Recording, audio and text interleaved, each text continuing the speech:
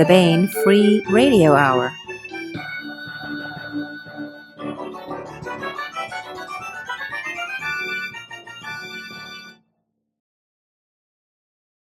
Hi there, I'm Griffin Barber, your host for today's Baen Free Radio Hour. We're here today on the hour to talk about Last Train Out of Kepler 283C. Last Train Out of Kepler is David Boop's third space western anthology, and like every one of the many anthologies he's edited, an excellent read.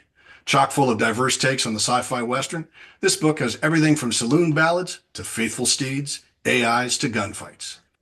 Hope you enjoy. Hello and welcome to everybody. We'll start by introducing ourselves. David Boop, if you'd lead off. Hi, I'm David Boop, and thank you for having me. This will be now my sixth visit to the Baen Free Radio Hour. Previously, I did three Weird Westerns for Baen, and this is the third of my Space Westerns. And this was my ninth overall anthology, with two more coming out for sure in 2025, and possibly one more, which I can't talk about yet because there's no contract. Oh, hint, hint. All right. Kelli, would you like to introduce yourself for us? Absolutely. I'm Kelli Fitzpatrick. I'm thrilled to be one of the authors in the anthology, and I write science fiction. I have written for Star Trek, the Star Trek Adventures RPG, and winner of the Strange New Worlds contest. I also have a Marvel novel coming out next year. So I really enjoyed being part of this book and excited to chat with you about it today. Cool. Mark Van Name? Hi, my name is Mark Van Name. I write the John and Lobo series of novels for Baen, although only occasionally. I'm quite late on the next one. And I've also published around 36 short stories, 50, 60 essays, and about 1,500 computer technology articles over the course of my career. But I mostly write part-time. And I was happy to get David's invitation to be in the book. Cool. And Michael Todd Gallowglas? Hello. I write fiction, poetry, nerdy literary criticism.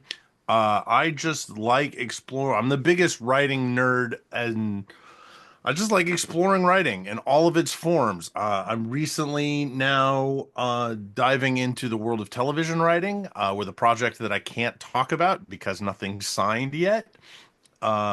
And I was super, super jazzed not only to be invited into this anthology by Mr. Boop, but also when I had this crazy idea for my project that he gave me the go-ahead. Yeah, this guy was going around LostCon last weekend bragging about how he sold a poem to Baen. And it's like, I don't know if they've ever bought a poem before. And I'm like, I don't know either, but you know what? Run with that, dude. It is, you earned it, you own it, right? So yeah. And just come to us is Lezli Robyn. Fashionably late. I'm an author of sci-fi fantasy. I've dabbled a bit in romance as well. And I also am the executive editor and associate publisher of Arkmana Kazak imprints and so. So yeah. Good deal. Well, thank you for joining us. And you Glad were everybody also made it despite another, our communications difficulties earlier. yeah. And also you should mention, because of course, Baen audience, that you edited Mike Resnick's Galaxy's Edge magazine, and are, big in the Mike Resnick Award every year. You present it often. So yeah. I traipse to DragonCon each year to give out an award to new authors each year. So and that was done in honor of Mike Resnick, for his tendency to have writer children. So Yep. It's a way to create more writer children in the future. And also with the magazine, we've now transitioned the magazine into an anthology series. And the first one, I'm actually going through submissions at the moment. Good deal. I hope our budding authors and established authors are listening. Maybe they ought to put something in. Yeah. So again, we're here today to talk about Last Train Out of Kepler 283C, and I wanted to ask each of you, starting with Kelli this time. We'll work with her. What is the coolest thing for you in your story? The title of which is "The Rogue Tractor of Sunshine Gulch," if I'm correct. Yeah. So when I got the opportunity to write a space western, I decided I wanted to write about a space tractor. So I grew up on a small family farm in Michigan. Tractors were just kind of a part of life. And, there's a lot of cool technology that happens in space westerns, but I've never seen a tractor featured as a major character. And so I decided we're gonna have a sentient space tractor. That's gonna be kind of the heart of the story.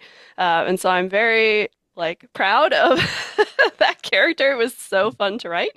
So it's an autonomous vehicle that is an AI that is charged with sort of keeping free some weeds on a solar farm and goes rogue. And so the main characters are bot wranglers who have to try to track down this rogue tractor, figure out why it's malfunctioning. So, opportunity to write Space Tractor is definitely my favorite part of the story. But I will also mention there is the binary star system that I set the story in is based off from some learnings that I got to do as part of a NASA fieldwork experience that I did as part of my grad degree. And so I was able to sneak in some cool space stuff. Very cool. Yeah, So, yeah. Let me throw out there that when I sent the invite to these guys, I always make sure that I stress that the science should be absolutely as real as possible, right? Don't sell them on your fantasy until you sell them on your reality. And everybody did a really good job on all three volumes of research and bringing in that real space to these very fictional situations. So Kelly did an amazing job. Kelly, was there any tractors on the family farm that inspired this in particular? One that you had to wrangle on occasion because it had a mind of its own? So my grandfather had an old John Deere GP tractor that was just went through, we'll say, a lot of upgrades to continue working. Very, very old tractor from, about four generations of people using it. So yeah, they're kind of almost beloved members of the community. Cool. And how about you, Michael? So the question is about my story, Yeah, what's or the coolest thing for it? What is it well, that got you going? I mean, you already the heard about your poetry that you're able to slip it in. right, and I really that was the cool. So when I was working on this, I had this this premise of the main character, the heroine, Mistress Bullet, fighting this sort of junkyard alien demigod in a gunfight. And when I was working on it as prose, I was like, something's not working. Something in this is not working. And so I fired off a message to David and said, "This story isn't working. Can I try it as an epic tavern ballad?" And he was like, "Yeah, sure, give it a shot." And so I was like, he's never gonna buy this." But one of the things that I did within the context of the poem is because I'm working on a junkyard planet, I took two earth forms of poetry and mashed them together. Haibun, which is a Japanese form, and a sestina, which is six stanzas of six lines each. And then I created sort of this high sextina where I took six sestinas, and as I go through, and there's a repetition of wordplay within a sestina, and so each subsequent sestina in these six sestinas, I with the repetitious wordplay, I put in three new ones for each of the first three, and then replaced the ones that I had taken out, playing with sort of the recycling theme of the junkyard planet, but also it's a gunfight. So there's the six shooter thing, and it was just like I got to take two of my favorite things, which is kind of playing with new ideas within speculative literature. I do also a lot of speculative poetry, but also creating this new form as kind of a form of world building, which was so much fun. And yeah, I just had such a great time with then fitting working to fit this epic narrative within that structure that I'd invented. And it just, I was, the whole time I was just super nerding out and having a great time with it. It does sound like a lot of math, I'm saying. It wasn't so much of math. It was more of just, it kind of, but it's more of really making sure that I'm putting that I was putting the sort of the repetitious wordplay in the right in the right place. And I remember right as we were coming into the final edits, I was kind of just going through and I goes, wait, this this one stanza in the middle only has 5 lines in it. And I was like, I got to put in another line, but how do I put in the line and not have to go and rewrite the entire, restructure Right. the entire thing?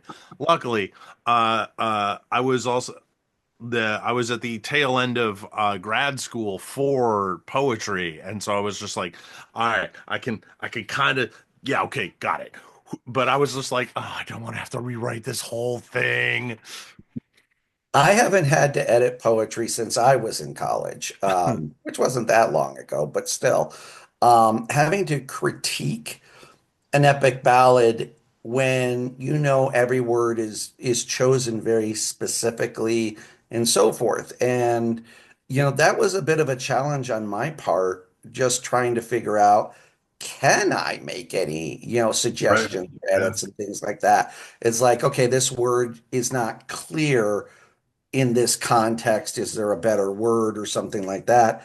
But luckily, Todd is really good at knowing feedback means something is just not wrong, but it's his thing to fix. I can't make any suggestions. All I can say is something's weird here. Well, and it also works in the context of a live performance of it, even if it is a little bit off. It's a live performance, right? And they're drinking and they're having a good time. So Yeah. for me, that was one of the Right. cool things about it was is that you go through the chorus or several verses of it, and then you go to this is everybody's reaction, and that was really neat.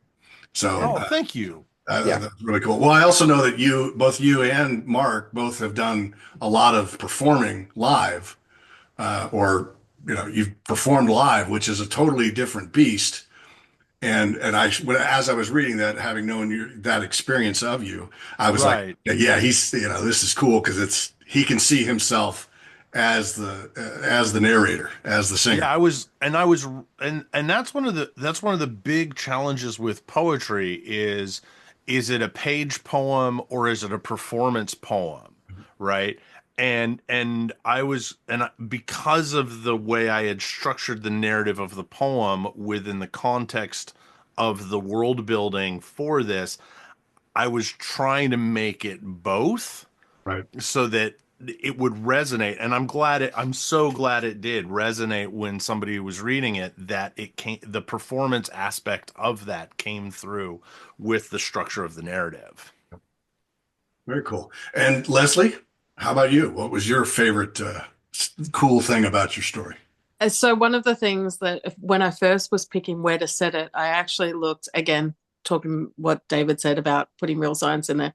I did look at what planets have been found recently that could hold life. And, one of them had twin little baby suns around the main sun. So I'm a twin. So there's a little Right. cool feature that if anyone looks at the details of the day in that, it's actually related to the science.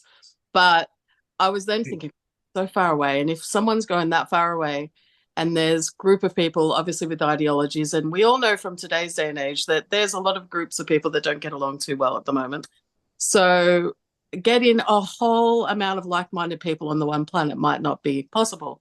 But what if a lot of different group of people, different ethnicities and that, what if they pull together for a ship to get them there, and then each dome on the planet was a set community or a set colony. And so they were able to keep their sort of autonomy within the domes.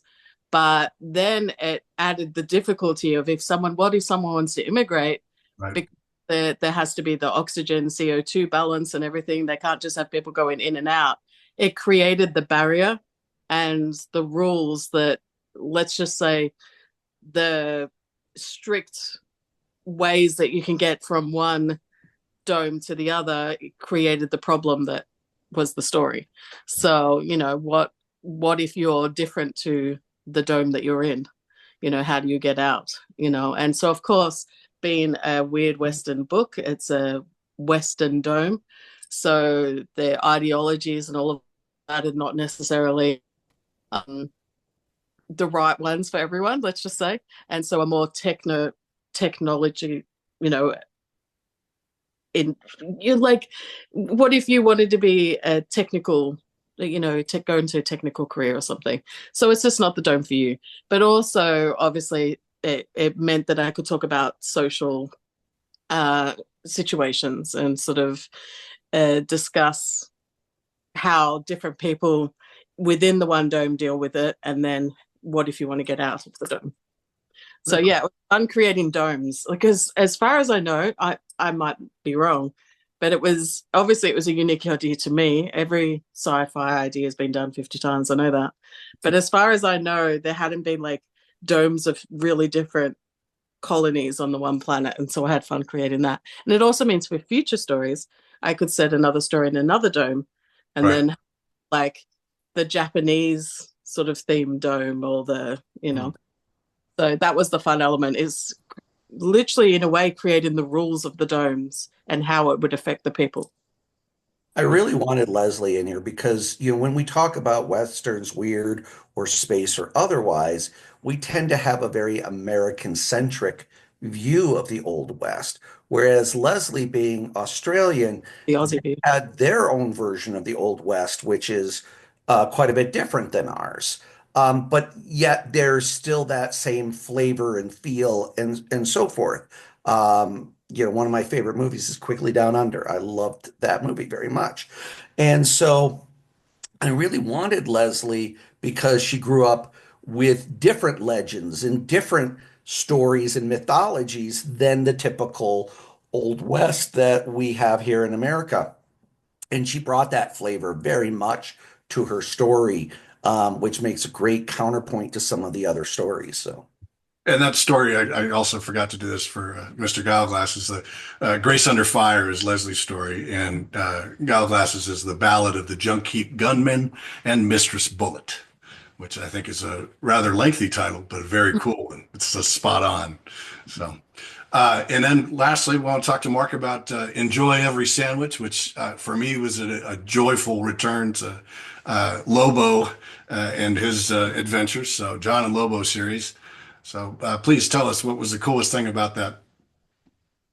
In many ways, it was just being able to do it at all. When David emailed me, he said, we'd really like a story in the John and Lobo series. And the John and Lobo series is set 500 years in the future. Humanity spread over all these different planets that link via jump gates, and there would simply not be a Weird West. And so my initial reaction was, nope. And I thought, well, my friend David Drake, who died about a year ago, used to say, if you're a professional, you should be able to do a story on anything. And so I said, well, let me think about it. That's what I told David. And then I woke up a few days later with an idea. And I thought, well, there won't be Weird West, but there will be tourist attractions. And there's nothing humanity can create that another group of humans cannot turn into a tacky tourist attraction. It's a fundamental law of commerce. And so I then thought about the end of the fifth John and Lobo book and the sixth, which I haven't finished yet. And I thought about events that would be happening in the middle and set this story in the middle so fans would have something between the two books. And then I wrote the story. And I guess in a way, actually, I'm lying. What was the coolest was what I realized about the story afterwards, which is after I finish the story, and I firmly believe all your best stories, you learn what they're about afterwards. If you know too much about what your story is about, it can turn didactic, it can be preachy, it can suffer from a lot of weight. And I think that it's best when you tell the story and then you find out. And what I found out afterwards was that a whole bunch of things that had been churning around inside me, like my reactions to COVID and isolation, um, my sadness at Warren Zevon no longer being with us, which is admittedly as many years ago, and I love the Warren Zevon line, and that's where the title comes from. Enjoy every sandwich. He was doing his last interview with David Letterman, and he was going to die some few months later. He knew he was going to die. It wasn't changeable. And Letterman asked him, in the face of all this, what do you think is your most important lesson? And he said, enjoy every sandwich. And you're not going to get another chance. And I am terrible at implementing that in my real life. I strive for a Buddhist presence that I fail to achieve on a regular basis. So I kind of wrote the story about that. And I'm a foodie. I love food. So I involve food in this story because there aren't a lot of foodie SF stories. And so I've written several of them, including one novel that begins in a restaurant. And so afterwards, I found out all the things the story was about. And that was nice. And I also got to have fun. The last John and Lobo novel had very serious ending, very serious events. And this story, I just got to goof around and I got to write the voices of machines. And in my John and Lobo universe, there's a ton of surplus intelligence in every processor, which there is, by the way, in the real world. And so all the machines talk, and they are the biggest gossips and nerds you've ever met. But they are all totally focused on their own little niche, and they barely speak to each other across niches. And I got to write those voices, and I had a blast with the story. And when I've read it at conventions, I get laughter at the right time. So I hope it works for people. Yeah. Oh, it Yeah, worked for I have me. to, I have to say, when I told Tony that I was going to have a Johnny and Lobo story, I don't think I've seen her face light up like that in my presence ever. Like she was like, really? Really? Like she was so excited. It made, her deciding to give me another anthology all worth it. So she was very excited about it. So yeah, that speaks highly to this series and these characters. Um, yeah, in fact, when I met you many years ago at the Denvention, the Worldcon 2008, I think either the first one or the second one had just come out, and Yeah, I think so the first one, I think slanted. the first one won the Compton Crook Award for best first novel. I was totally lucky there, and not at all clear I deserve it that year, considering the great competition. But the So first one was out, and the second was in process. yeah, so I have wanted to since 2008 be able to work with you on something because I love those characters immediately, and it took this long, but I got it. So yeah. So back to you, David. Then, which of the stories, all of the stories, not just of our esteemed panel here today, which one of the stories kind of surprised you in its take on the weird Western or the Western science fiction theme? Well, here's the thing, because it was my last contracted anthology with Baen. I decided I was going to pull out all the stops. Whatever weird thing somebody wanted to throw my way, as long as it fit within the, you know, borders of a space western, I was going to look at. And probably the one that surprised me the most was Bane's own David Sherrod, who gave me a screenplay, basically a screenplay to a lost pilot of Roy Rogers and Dale Evans in space. And when that came across, and I'm like, what the what? What? And I'm like, okay, let's see how this reads. And it's freaking hysterical. I mean, he obviously knew he did his research because he wrote the characters exactly as they would have been on the regular TV show set in the Old West, or what they knew then as the West, because it's that old. But no, it's he did such a great job of capturing those characters and transposing them into this science fiction world. I think the only people that ever even attempted this was the people who did the Gilligan's Planet animated series, or possibly Josie and the Pussycats in Space. So both of those 70s series that are lost in time. But he did it. He nailed it. And I again, when you're talking about now a screenplay, also you have the challenges of, well, you know, how much can I change? Because he's got these voices and they're doing all sorts of things. And you end up doing a lot more copy edits than developmental because he knew what he was doing. And it came out really, really awesome. So that one definitely was great. Unfortunately, and of course, getting the Aiden universe story, right, from Sharon Lee and Steve Miller. I wasn't sure they were going to give me one. I said, if you want, you can set it in Leaden. My late bio father was a huge Leaden universe fan, and so I said, it'd be really cool because he'll read it and he'll be happy. Unfortunately, he didn't live long enough to read it, but unfortunately, and then also right after that, then we lost Steve, and that was kind of a blow. But to get that story and know that it's, something that they wrote together, Yep. it was amazing. It was so it's a powerful story, and multiple POVs, which they dance flawlessly through. It's great to as they take you through these events from different perspectives and stuff like that. It was wonderful.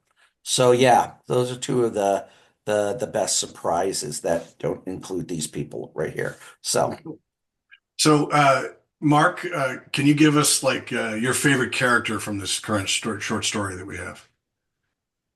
Well, I love John and Lobo because I write in their voices, but my favorite character was a fashion mirror. I thought that was what it was going to be. I should have said so. Yeah, so Kelly's giving me the look like, oh, so the machines all talk, they all have intelligence in them. If you, quick nerd aside, if you try to buy a calculator, any calculator, the cheapest calculator, you buy it for $1. The chip inside it is dramatically more capable than the calculator needs. But that's because in the manufacturing of chips, they keep taking old foundries offline and putting new ones on, and the new ones inevitably can only build certain sizes. And so there's tons of extra transistors, which is why when you buy anything nowadays, it has extra software in it you don't really want because people feel like they need to fill this. So extrapolate that out hundreds of years and trends in AI, and all my machines are absolutely full of eavesdropping, talking, bickering, gossip, everything. Like the biggest gossips in the machine world are washing machines because they're doing DNA analysis and they know who's sleeping with whom and who's having night problems and all sorts of things. And in this Weird West future dude town that I made up, the machines are there to tell you that you look great no matter what crap you put on. But because they have surplus intelligence and they're in fashion and they're built to go to any fashion place, they have enormous knowledge of the history of human fashion. They know everything, access to huge databases of history. And so the machine is being forced to pander, but it actually is a snob. And so John, my hero, has the ability through magic science, I could explain later, but in the books explain, to talk to machines. He can talk on their frequencies. And so they're always surprised when they talk to him, but they are so self-absorbed, they love it. And so he has a long conversation with a mirror about how he really looks in this disguise he's buying. And the mirror has to explain that it's not really supposed to do that and it shouldn't tell him the truth, but it's so offended by how it's being misused. It's like your friend who has a great fashion degree and who's a designer, and they're forced to sell in J.C. Penney or Walmart or something because that's the only job they can get. And they're so indignant at it. And that's this machine. And so I really liked writing that because eventually he told John what he really looked like. And John was like, that's perfect. And he said, wait, you're going to buy it? It reminded me, and it's such, his writing is so good. It was very much in line with Douglas Adams and Marvin the Paranoid Yeah, Android. there's a lot of that kind Yeah, of. here I am with a brain the size of a planet, and it had that great feel. And yeah, I found myself hysterical at reading it. And how about you, Kelly? Oh, I really loved all the characters in this story, which doesn't always happen. But I think the main point of view character, her name is Paula Jacquard. She goes by Jack. She's kind of the head bot wrangler in the duo. She's got a sidekick. And I really just love writing female leads who are competent and decisive and know what they're doing. And so she's just taking another job, go track down this piece of malfunctioning equipment, but it's clear at the beginning of the story that she's got some maybe beginnings of moral qualms about what does this actually mean?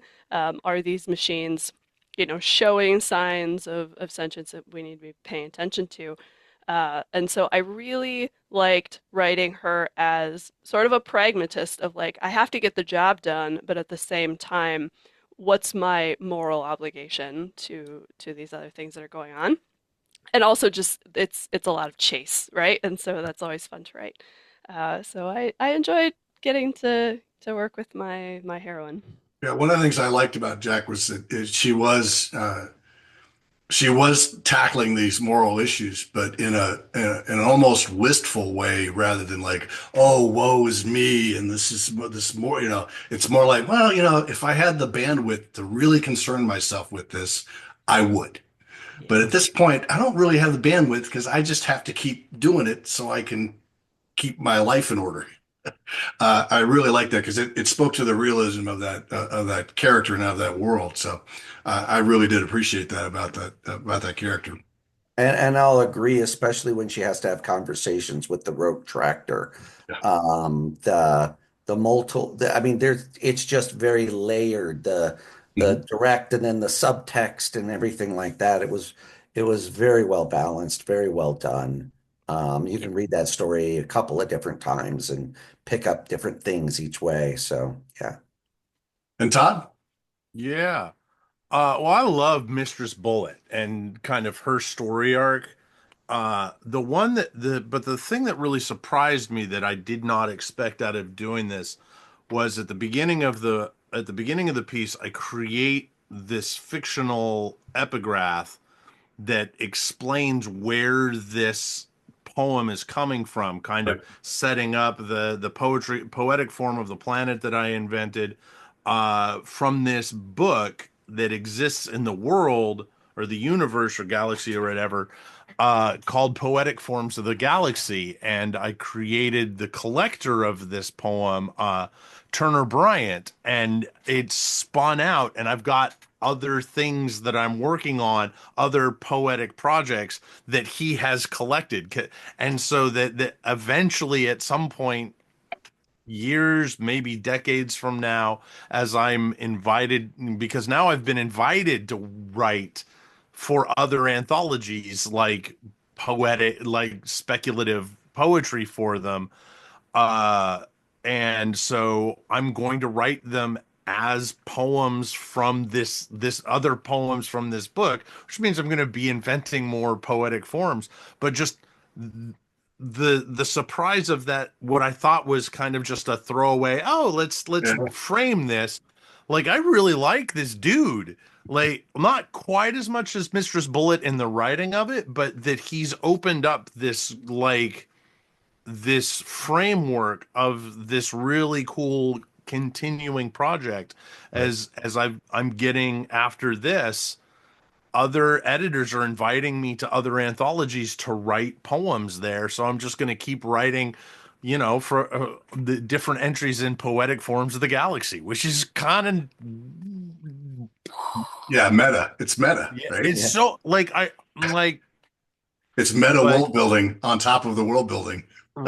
yeah, so it's that was just, I think that's that I could go on and on and on about that, but I'm looking forward to learning more about him with each new poem that he collects for this, because I even have, like, in my head canon, I have the story, not that it'll ever necessarily be written down, but the story of how he got to this planet and collected that particular poem. So I think there's going to be just little bit, as I with each poem that I write, Right. that he's collecting, I'll learn more and more and more about him and his adventures, and maybe someday that will be its own novel. Right. And That's cool. referencing Douglas Adams again, I was just so glad that Todd didn't send me Vogon poetry as his piece. I was so happy because I did not want to explode or something. So Dude, I have to look at myself in the mirror, even a non-AI mirror. I have to be able to look at myself in the mirror every day. And yeah, I don't know if I could do that if I sent you Vogon poetry. Even I have my pride. And how about you, Leslie? What was your favorite character in yours? It's definitely my point of view character because in one way, to raise this child that wasn't hers, she limited herself greatly to live in this Western world. And in another way, she had a physical limitation, which I don't want to spoil the story for people, but that she had an enhancement for, and she chooses at a certain point in the story to turn off her enhancements and just trust her gut. And so I thought that I tried to create obviously quite a kick-ass character, but She is. I I mean, she is. I do love the moment, and this is very near the start, so it's not really spoiling anything, but I do love the moment where she basically gets rid of that Victorian-esque clothing and she puts on her bounty hunter clothes because she's like, all right, she puts on basically her old identity that was always there. It was underneath, but she slips that back on to save her child. And I don't know. I thought it was she had a good sort of contradiction in the physical side and her mental and her situation. And yeah, I loved playing the both sides of that. Well, and how we discover how she became a parent is really cool too. Yeah. One of those, and it gets back to what Kelly did with her tractor story or with Jack in her tractor story is that we're not going to dwell on it. It's just it's what is, and we got to deal with it, and let's keep going forward. Yeah. And that kind of character-driven story, I thought that was really well done. I deliberately put her limitation in there from the start. If you paid attention, Yep. there were little signs of what the other characters do and things like that. But I wanted it to be that wasn't the focus of her. So you didn't have to mention the limitation of her to start with, Very cool. So we're getting close to the end here. We've gone for a few minutes, as I said, but I wanted to ask David, which character amongst all the stories were you kind of most shocked by or surprised or thought that was a cool twist for? Well, one character that I have to mention that isn't even in one of the stories is Dominic Harmon's character on the cover, which he has done all 6 of my anthologies in one way or another. He has brought the anthology to life, but I love this guy. Like, this is amazing, this alien gunfighter he's got here and the details that he put into it. I absolutely love this character. It's one of my favorites. As far as other characters within, I mean, everybody brought such really cool ideas, right? Kevin gives us a Four Horsemen story, right? These are characters he's written for Chris Kennedy Productions, and because they're his characters, he was able to bring one over here because Chris Kennedy and Baen have a really good relationship. And he does an amazing job again with a moral quandary and so forth. John Eastith, what's funny is he gave us a flash fiction, right? And this is the one you were talking about with the mayor earlier and stuff like that. This was originally supposed to be in the last one, High Noon on Proxima B. Um, and I'm like, you know what? I think I've got enough words in this one. I'm going to move it over to here because it makes a great, because there's a longer story in here. And after a long story, you kind of want a fast one. And I said I brought it in there, but his characters, the twist at the end of it's 1,500 words and he gives me a punchline in this story, and I held on to it for a couple of years waiting for everybody to get to that punchline, right? And it's just wonderful. I mean, and Mel, I mean, and the titular story by Chris Smith. I mean, you're surprises were in every single story, right? Every single story gave me a surprise, something I wasn't expecting. I had very little to go back and do any sort of developmental edits on because everybody just freaking hit it out of the ballpark. And that's why I choose the people I choose when I go hunting for authors for anthologies. I'm inherently lazy. I'm going to admit that right now. And most people say I'm also not a great editor either, especially, when it comes to copy and stuff like that, right? But I'm ultimately lazy, which is why I don't do open slush. I don't want to read a bunch of bad fiction. I want to read good fiction. And so I ask people I know are going to give me good stories, right? And I get so excited when they come through. And I was like, I can't wait to sit down and start reading. The only person's work I was not familiar with was Kelly's beforehand. She came as a recommendation from somebody else I'd never even met Kelly before, but somebody I know, David Mack, said, hey, you got a spot. Give Kelly a chance. I think she's going to give you a great story. And he was right. He was absolutely 100% right. And so now she'll be on my list for future things as well because I know she can turn in a great story. But I've read Leslie's work, I've read Mark's, I've read Todd's, and stuff like that over the years. Everybody in there, I've read something of their work and know that they can give a good story. So, you say, who was the most surprising character? I have to say every one of them because I didn't know what I was in for. And every one of them gave me what an editor hopes is a story. You go at the end of it, you click the file closed and you go, right. Very cool. So I thank them. I tell them in every email, you honor me with your words. And they have. These guys have all done an amazing job honoring Baen and me as an editor and their characters and all of it. Yeah. So on to the last question tonight, which is where can we see you in the next year or so, and what projects do you have on the horizon for your eager fans? We'll start with you, Todd. I've got a bunch of stuff coming out next year in both prose and poetry form. Two of the projects that I'm super, super excited about, one is Geekland by Gaslight, which is poems about Comic-Con and nerd culture that I'm super excited about. That the centerpiece of that is an epic narrative, Geekland by Gaslight, which is a postmodern retelling of Christina Rossetti's Goblin Market set at Comic-Con, where a daughter has to go deep into the bowels of Geekland to get an elixir to save her mother from the con crud. And oh, writing that, I'm about to go into editing on that one, and I am so jazzed to go revisit that one. Another one is an epic narrative because I've been playing with that, called The Unimagined Princess, that I wrote the initial poem of that in May, right around my birthday. And then I did that and I was like, oh, there's more. This is way bigger than that. And so that will be coming out, I believe, on right around my birthday this next year.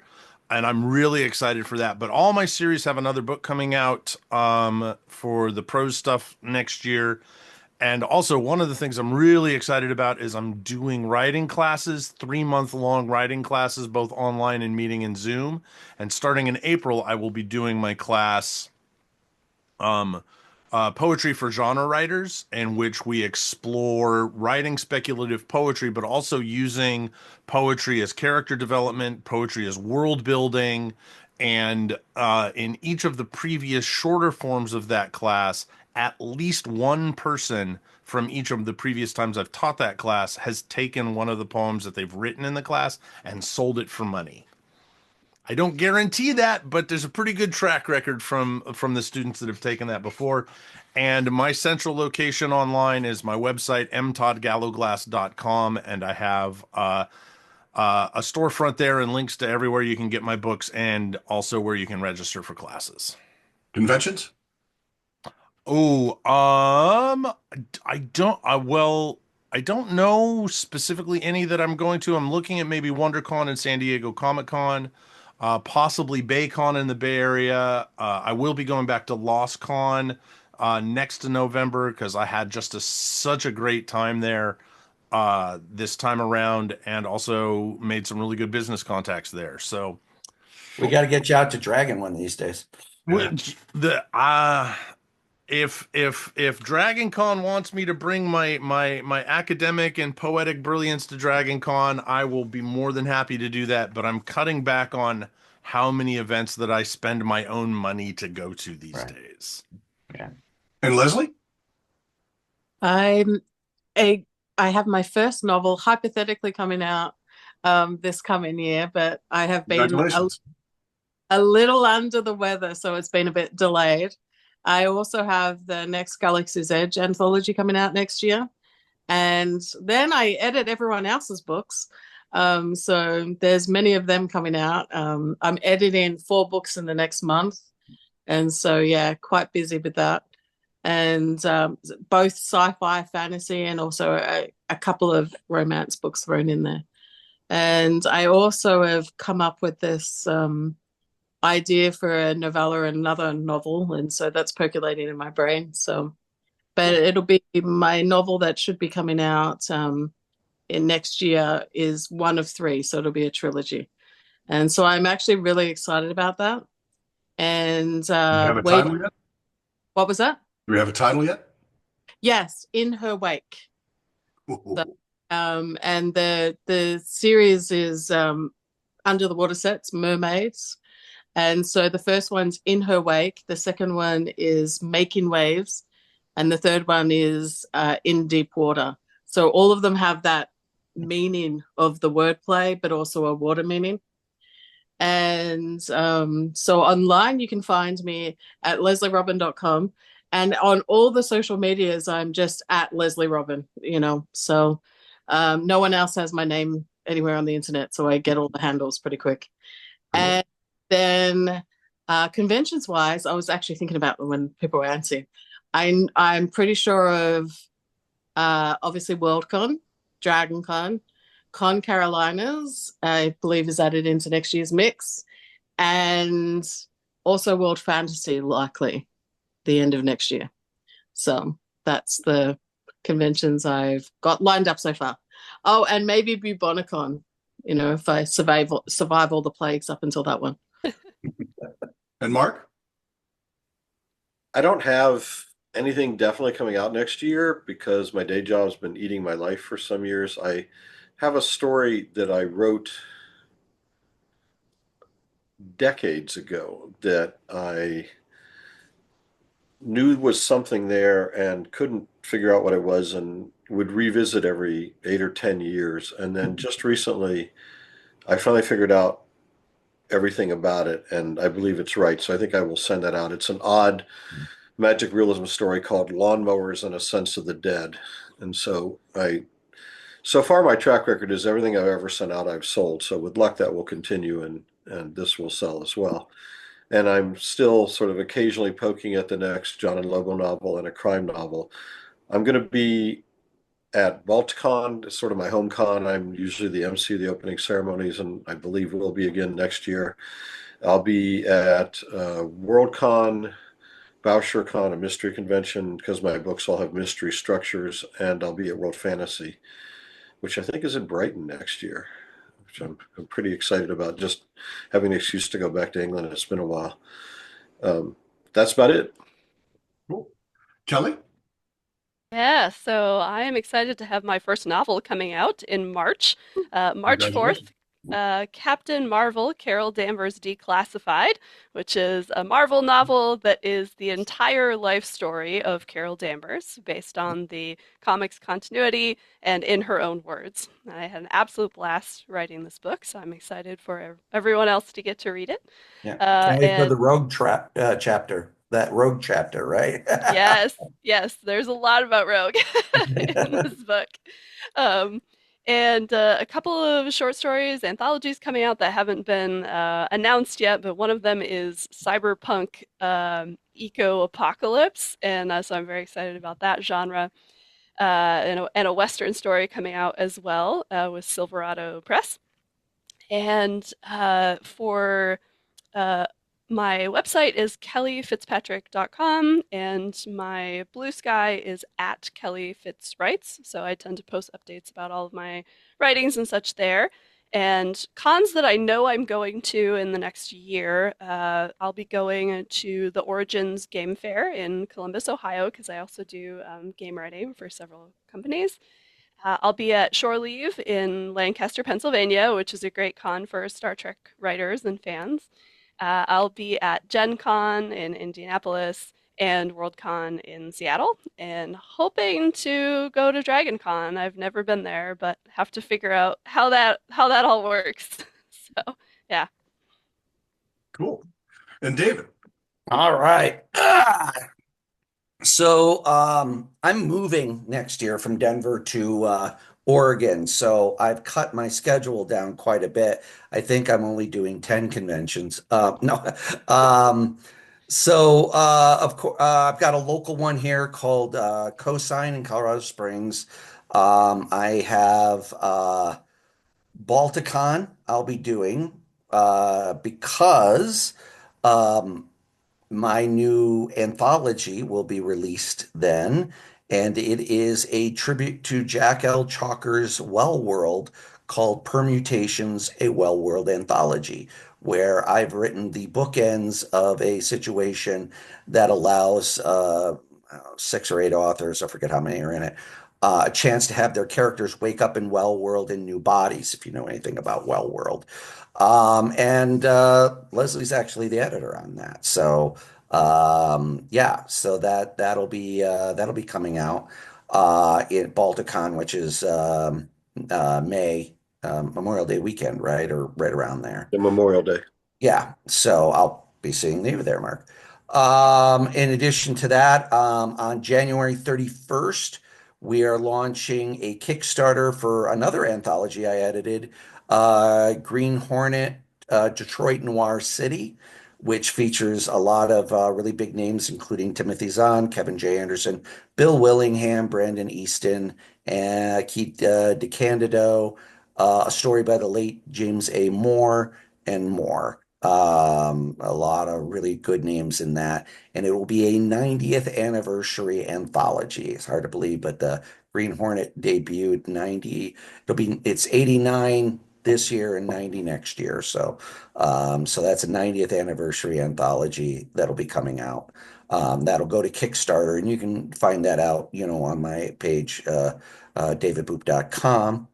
I also have an anthology that Todd and I are in, which is called Cthulhu Fakan, which will be debuting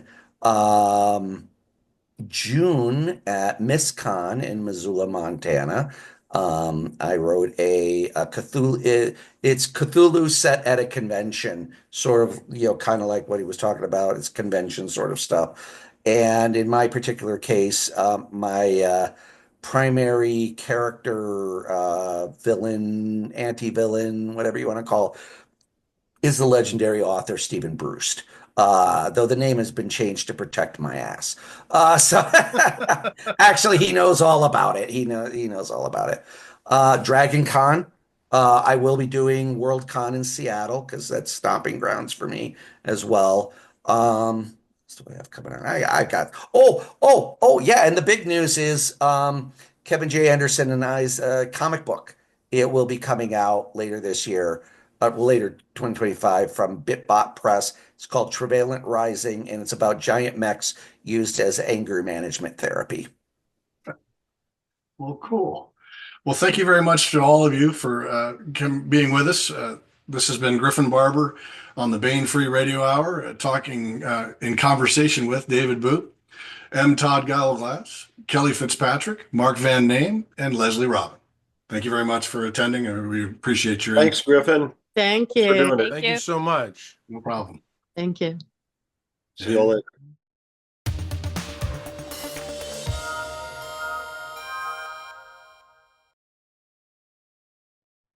And now we bring you our audiobook serialization of Tinker by Win Spencer.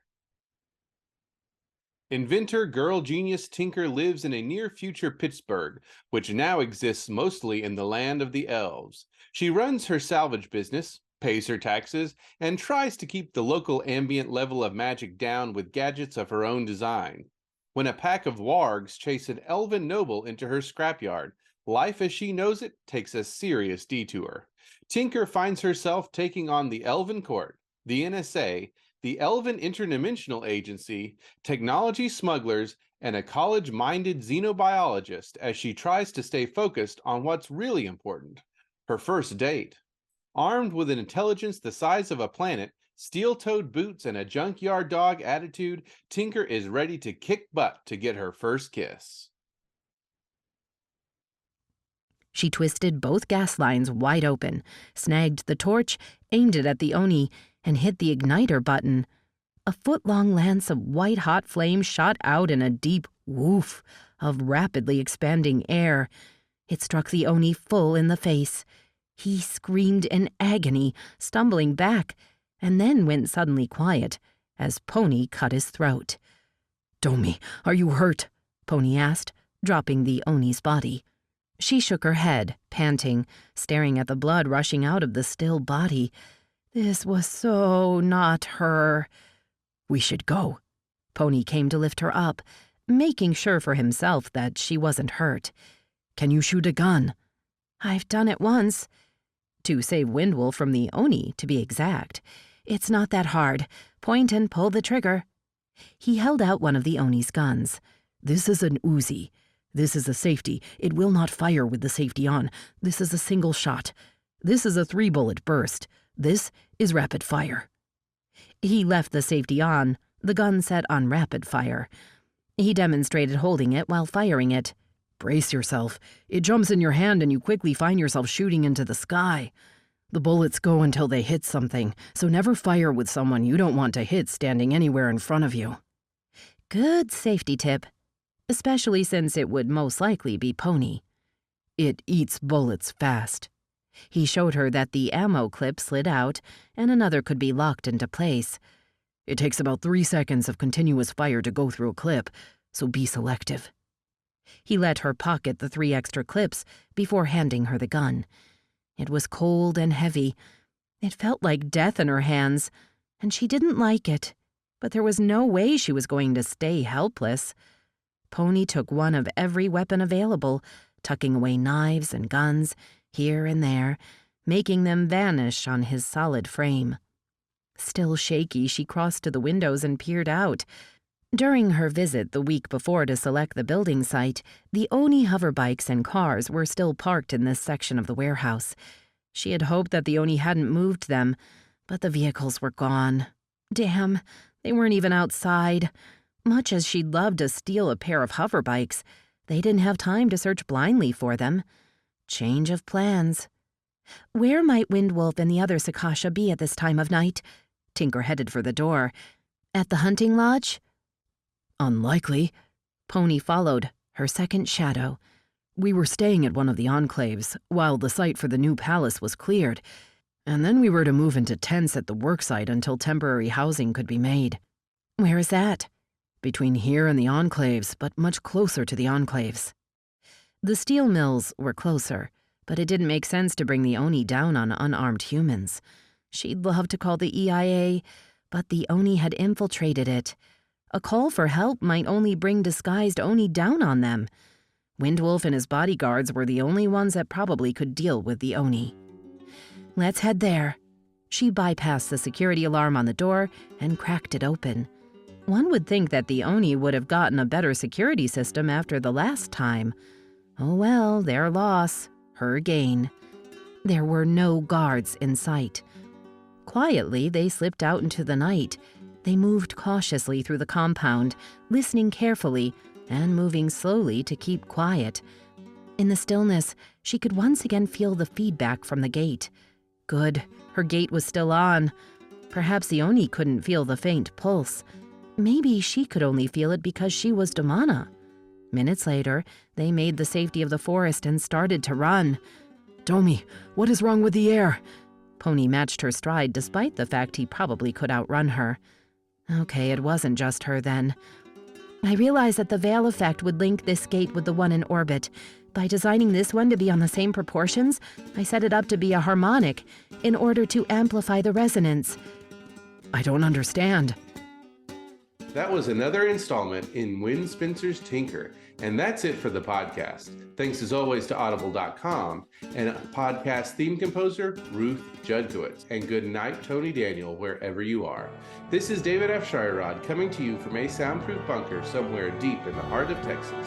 Join us here next week in the hammering heart of science fiction and fantasy, and keep reaching for the stars.